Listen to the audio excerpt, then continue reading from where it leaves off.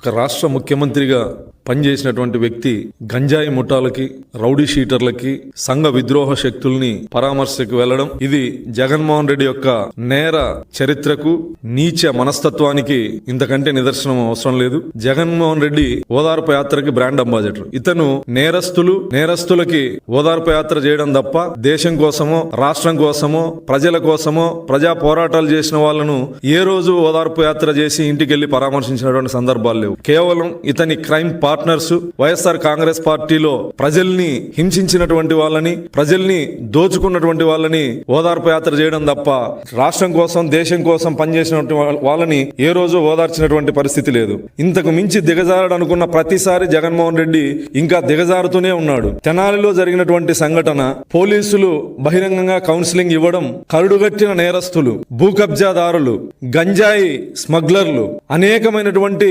దోపిడీ కేసుల్లో ఉన్నటువంటి వ్యక్తులు, హత్యా ప్రయత్నం చేసినటువంటి కేసుల్లో ఉన్నటువంటి వ్యక్తులు, కరుడుగట్టిన నేరస్తులకి కులాన్ని ఆపాదిస్తూ, సాక్షిలో అసత్యపు మాటలు రాస్తూ దళితుల్ని నమ్మించేటువంటి ప్రయత్నం. నేరం చేసిన వాడికి, తప్పు చేసిన వాడికి ఖచ్చితంగా ఈ దేశంలో ఏదో ఒక కులంలో పుట్టాల్సిందే. నేరస్తుడికి కులాన్ని అంటగడుతూ దళితులకు అన్యాయం జరిగిందని మొసలి కన్నీరు గారుస్తూ ఓదార్పు యాత్రకు పోవడం గంజాయి స్మగ్లర్లు, భూ కబ్జాదారులు, రౌడీ షీటర్లు, గతంలోనే వీళ్ళ మీద రౌడీ షీటర్లు ఉన్నాయి. వీళ్ళను ఓదార్పు యాత్రకు వెళుతూ దళితుల్ని ఓదార్పు యాత్ర, దళితులకి అన్యాయం జరిగింది, ఓదార్పు యాత్రకు వెళ్తున్నాను, ఆ కుటుంబాలని పరామర్శిస్తానని చెప్పడం జగన్మోహన్ రెడ్డి యొక్క నీచ మనస్తత్వానికి ఇదొక నిదర్శనం. గతంలో జగన్మోహన్ రెడ్డి గారు ముఖ్యమంత్రిగా ఉన్నప్పుడు దళితుల మీద జరగని అఘాయిత్యాలు లేవు. దళితుల మీద ప్రతినిత్యం దమనకాండ జరిగింది, హత్యలు జరిగాయి, మానభంగాలు జరిగాయి. ఇన్ని జరిగినా కూడా జగన్మోహన్ రెడ్డి అనే వ్యక్తి దళితులకు అండగా బయటకు వచ్చినటువంటి పరిస్థితి లేదు. ఇతని